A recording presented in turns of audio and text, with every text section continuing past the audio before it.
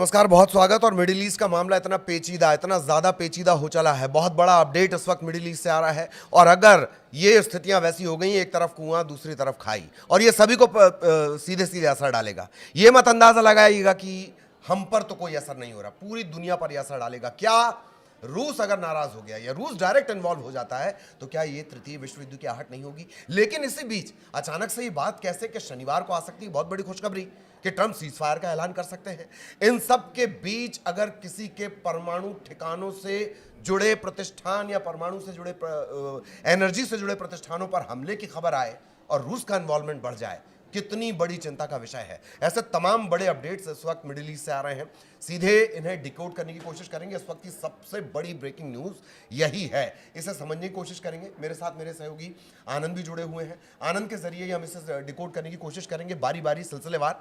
लेकिन इस वक्त की आनंद सबसे बड़ी ब्रेकिंग न्यूज़ कि रूस का इन्वॉल्वमेंट और अमेरिका की तरफ से खुशखबरी, कहां से आप शुरू करना चाहेंगे इस खबर? बिल्कुल, देखिए खबर तो पहले यहीं स्टार्ट होता है क्योंकि जो बूशहर प्लांट है, परमाणु प्लांट है ईरान का, उस पर ये दूसरा हमला हुआ है बीते 24 तारीख को। और इस दिन हमले के बाद से, क्योंकि एक हमला और इसके पहले हुआ था, पहला हमला जो हुआ था वो 27 मार्च को हुआ था बूशहर परमाणु पावर प्लांट पर। इस प्लांट के बाद, इस हमले के बाद दूसरा हमला जो हुआ है वो कल हुआ है। और कल का जो हमला हुआ है ये बहुत ही खतरनाक हमला था। हालांकि ये जो हमला था लगभग 9 बजे, रात में 9:08 पर ईरान टाइम्स जो है उसके मुताबिक आ रहा है कि इतने बजे यहाँ पर ये हमला हुआ था। और करीब यहाँ पर ये बताया जा रहा है कि पहले हमले में भी एक मिसाइल गिरी थी और दूसरे हमले में भी एक मिसाइल गिरा है और यहाँ पर हमले की जानकारी है। और इसको लेकर के आईएईए भी टेंशन में है, चिंता जता रहा है। साथ ही ईरान खुद, जो ईरान की सरकार है, वो भी इस पर बयान लगातार जारी कर रही है। क्योंकि इसको लेकर के जब युद्ध शुरू हो रहा था, आज 27वां दिन है, 27वें दिन ये खबर निकल के आ रही, क्योंकि पहले और दूसरे दिन ही आईएईए ने इस पर जिक्र किया था कि इस बार भी हो सकता है कि ईरान के जो परमाणु प्लांट है उसको निशाना बनाया जा सकता है। अगर उसको निशाना बनाया जाएगा तो जो रिएक्टर है, जो उसके निकलने वाले रिएक्टर है, उससे लोगों को परेशानी होगी, लोगों को दिक्कत होगी। और ऐसा नहीं कि सिर्फ ईरान में फैलेगा, बाकी शहरों, बाकी देशों में भी ये फैलेगा। लगभग 13 देश से 15 देश जो है कि इसके चपेट में आ सकते हैं। और यही कारण है कि कुवैत ने एक अलर्ट भी जारी किया, मैं आगे आपको बताऊंगा। लेकिन इस हमले के बारे में बता दूं कि इस हमले को लेकर के जो AEOI है ने, उसने बोला है कि ईरान की जो एटॉमिक एनर्जी ऑर्गेनाइजेशन है उसने बताया है कि इजराइल और अमेरिका का ये संयुक्त हमला है और इस हमले का पूरी तरीके से जवाब दी जाएगी। बिल्कुल, मैं दूसरे पॉइंट्स पे अब आना चाहूंगा कि बुशहर प्लांट पर आखिर रूस का क्या कनेक्शन है, और अगर रूस का कनेक्शन है तो रूस का इन्वॉल्वमेंट है। देखिए, सैटेलाइट से मदद दे देना, बैकग्राउंड से मदद कर देना, ड्रोन में टेक्नोलॉजिकल सपोर्ट कर देना, ये दबी छुपी विदेश नीति हो जाती है। लेकिन जब आप चेतावनी देने लग जाएं, आप पब्लिक डोमेन में आकर ये कहने लग जाएं कि अगर ऐसा हुआ तो अंजाम बहुत खतरनाक होगा, ये बिल्कुल भी मानव सभ्यता के लिए ठीक नहीं होगा। बार बार तृतीय विश्व युद्ध का मैं जिक्र कर रहा हूं, आपका जिक्र कर रहा हूं। 27 दिनों में क्या आलम हुआ है देख रहे हैं आप। गैस को लेकर लाइन में लगना पड़ रहा है। लेकिन अगर ये बात बिगड़ गई, इधर कुआं उधर खाई, अगर बैलेंस होकर ये मामला नहीं चला तो बहुत बुरी स्थितियां हो जाएंगी, क्योंकि रूस का इन्वॉल्वमेंट बहुत बुरा रायता फैला देगा। अब रूस से इसका कनेक्शन आप मुझे बिल्कुल कनेक्शन बताएंगे। लेकिन इस हमले से नुकसान क्या हुआ है तो वो ईरान ने जवाब दे दिया। ईरान का कहना है कि प्लांट को कोई भी तकनीकी नुकसान नहीं हुआ है, वित्तीय क्षति नहीं हुई, मानवीय हानि नहीं हुई है। और जो वहाँ पर जैसे जो प्लांट है उसका सामान्य रूप से चल रहा है, दोनों हमले के बाद भी सामान्य रूप से वहाँ पर चीज़ें सामान्य हैं। लेकिन अंतर्राष्ट्रीय परमाणु ऊर्जा का जो एजेंसी है उसका बयान आया, आईएईए का जो बयान है इन दोनों घटनाओं को लेकर के, दोनों हमले को लेकर के, आईएईए की जो डायरेक्टर जनरल राफेल ग्रोसी हैं उन्होंने एक चेतावनी जारी किया। उन्होंने कहा कि परमाणु प्लांट पर ये जो हमला हुआ है इसके पास लगभग ये 350 किलोमीटर दूर हुआ है, ये हमला जो 350 किलोमीटर दूर हुआ है। और इस हमले के बाद से अंतर्राष्ट्रीय जो ऊर्जा एजेंसी है उसने भी चिंता जाहिर की है। वो पहले से भी जाहिर करता आया है कि उनके परमाणु प्लांट को अगर आप निशाना बनाओगे तो भारी नुकसान होगा और अंतर्राष्ट्रीय सुरक्षा मानकों का उल्लंघन होगा।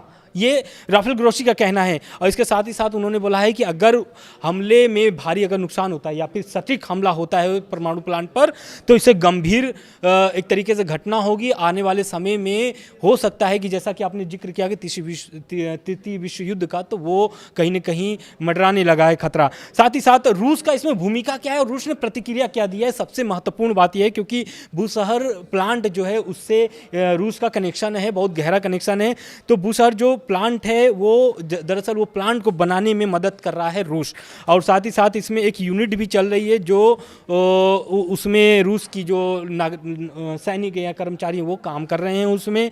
और दो यूनिट जो है कि निर्माणाधीन है, यानी कि अभी बन रहे हैं, उसको अभी काम चालू है। लेकिन इस हमले के बाद से रूस ने बड़ा एक्शन लिया है, बड़ा एक तरीके से फैसला लिया है। जो भी कर्मचारी वहाँ पर थे उनको निकाला गया है, सुरक्षित जगहों पर पहुँचाया गया है। कुछ और भी अभी सैनिक वहाँ पर या कर्मचारी जो हैं उनके मौजूद हैं वहाँ पर। लेकिन रूस के जो विदेश मंत्रालय है उनका कहना है कि इस परमाणु आपदा भड़काने की कोशिश है और अमेरिका और इजराइल की आलोचना किया है रूस की जो विदेश मंत्रालय है उसने आलोचना किया है। साथ में ये भी कहा है कि इजराइल और अमेरिका समझ ले कि ये जो हमला है, अगर आप एक तरीके से परमाणु युद्ध भड़काने का आप प्रयास कर रहे हो और ये आने वाले समय में पूरी दुनिया को झेलना पड़ेगा। हालांकि देखिए इस युद्ध से तो दुनिया को झेलना पड़ रहा है स्ट्रेट ऑफ हॉर्मुज को लेकर के, लेकिन महत्वपूर्ण बात यह है कि इन सभी खबरों के बीच एक खबर और आ रही है, खबर वो जो आप जिक्र कर रहे थे अमेरिका वाली। बिल्कुल, और ऐसा नहीं है कि सिर्फ मैंने कहा ना पेचीदा परिस्थितियां क्यों हो गई, पेचीदा इस वजह से हो गई हैं।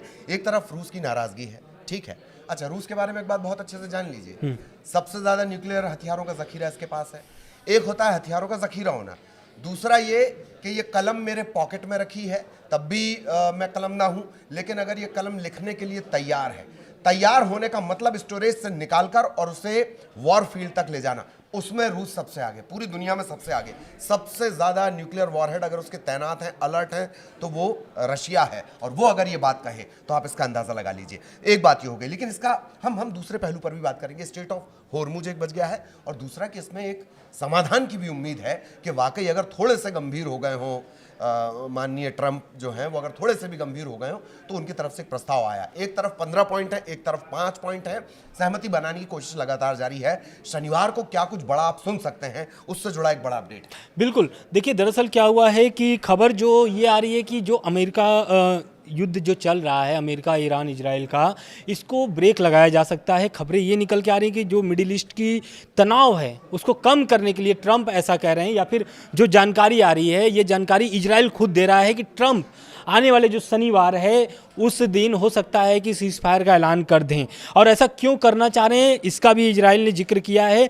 जो इजरायली मीडिया है उसके अनुसार तेल अवीव को चिंता है कि अमेरिका अचानक एक तरफा तरीके से लड़ाई रोककर बातचीत का समाधान निकाल सकता है, यानी बातचीत का रास्ता खोल सकता है, और हो सकता है कि शनिवार को यह ऐलान हो जाए। लेकिन इसके साथ एक खबर सामने और निकल के आ रही है कि जो पाकिस्तान के रास्ते या पाकिस्तान के माध्यम से ट्रंप जो 15 पॉइंट के जो सीज फायर का प्लान था वो पहुंचाए थे ईरान के पास, जिसे ईरान ने ठुकरा दिया है। और ठुकराने के साथ साथ ये भी बोला है कि जो हमले हैं या फिर जो उनके ऑफर हैं, जो ट्रंप ने ऑफर दिया था कि तेल, गैस और स्ट्रेट ऑफ हॉर्मुज से बड़ा ऑफर मैंने ईरान को दिया है, तो उस ऑफर को भी ईरान ने ठुकरा दिया है और उसको एक तरीके से बेनतीजा या फिर हम कह लें कि अनरिजनेबल बताया है। और उसके साथ ही ये भी बोला है कि ईरान हमला नहीं रुकेगा, ईरान जो है कि हमला जारी रखेगा।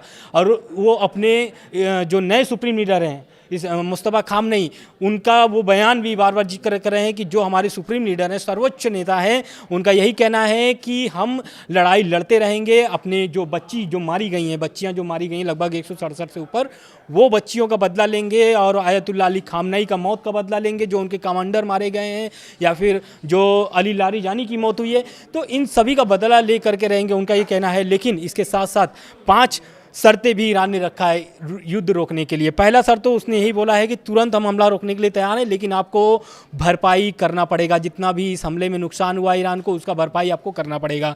दूसरा, साथ में उन्होंने कहा है कि भविष्य में आपको गारंटी देनी होगी कि भविष्य में कभी भी इस तरीके का ईरान पर हमला नहीं होगा। उसके साथ ही ईरान जो स्ट्रेट ऑफ हॉर्मुज की बात कर रहे हैं तो उस पर अंतर्राष्ट्रीय कानून बनाने की बात कर रही है। मांग किया है कि स्ट्रेट ऑफ हॉर्मुज को लेकर के एक कानून बनाना चाहिए और वहाँ पर वो एक तरीके से टोल लगा सके, जो भी जहाज़ें गुजरे तो उससे वो पैसा वसूल सके। हालांकि हम बता दें कि अमेरिका को छोड़ के या फिर अमेरिकी जो सहयोगी देश हैं उनको जहाज़ों को छोड़ के बाकी जो फ्रेंडली दोस्त हैं ईरान के, उनके जहाज़ों को मतलब पास दिया जा रहा है, लेकिन उसका टोल भी लिया जा रहा है, मतलब उससे पैसा वसूल किया जा रहा है। बिल्कुल।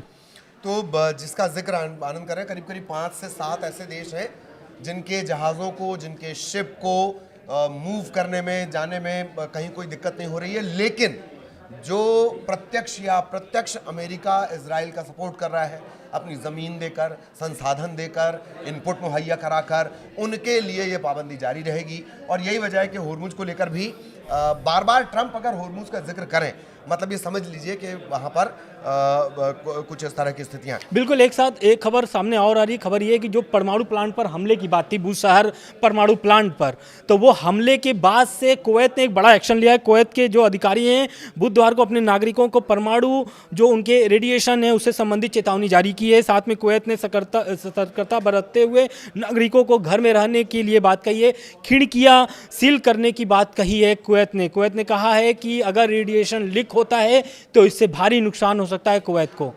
बिल्कुल। और कुवैत से जुड़े और भी अपडेट इस तरह के आ रहे हैं, रेडिएशन से जुड़े अपडेट आ रहे हैं। एक आतंकी को भी उन्होंने पकड़ा है। अब वो आतंकी अगर आप ईरान की नज़र से देखेंगे तो वो लड़ाका हो जाएगा, लेकिन कुवैत की नज़र से दरअसल वो आतंकी है। और उसी के हवाले से कुछ इस तरह की जानकारी निकल कर सामने आई हैं।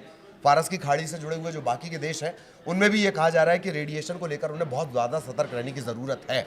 ये पूरा अपडेट इस वक्त का हमने आपको बताया कि किस तरह से स्थितियाँ, एक तरफ समाधान है और दूसरी तरफ समस्या और ज़्यादा गंभीर होती हुई। क्या इस पर आगे होगा वो भी आपके लिए हम डिकोड करेंगे। फिलहाल दोनों को इजाज़त दीजिए।